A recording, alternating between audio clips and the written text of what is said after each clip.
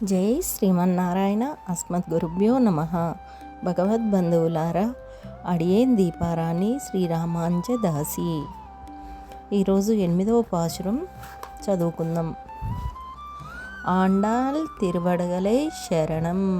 కీల్వానం వెల్లన్రు ఎరుమై శిరువీడు மேய்வான் பரந்தனகான் மிக்குள்ள பிள்ளைகளும் போவான் போகின்றாரை போங்காமல் காத்துனை கூவான் வந்து வின்றோம் கோது கலமுடைய பாவாய் எலந்திராய் பாடிப்பறை கொன்று மாவாய் பிளந்தானை மல்லரை மாட்டிய தேவாதி தேவனை சென்று நாம் சேவித்தால் ஆவா வென்றாராய் ஆருளேலோரெம்பாவாய்.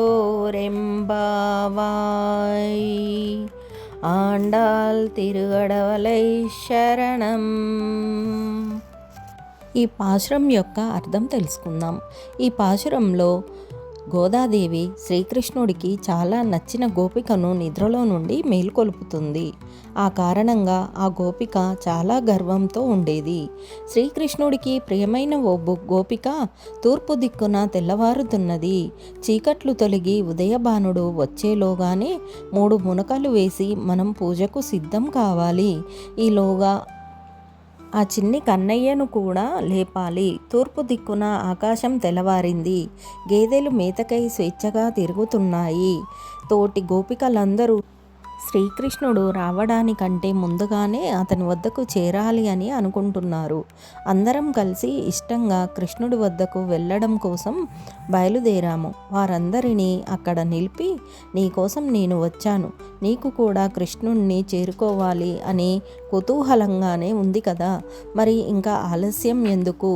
లే, కేసి అనే రాక్షసుణ్ణి చీల్చి వధించిన చానూర ముష్టికాదులను చీల్చి చెండాడిన కృష్ణుడి సన్నిధికి పోయి నిత్యాసురులకు నాయకుడైన కృష్ణుణ్ణి మనం ఆరాధిస్తే అతను మన లోపాలను విశ్లేషించి త్వరగా మనల్ని అనుగ్రహించి కటాక్షిస్తారు.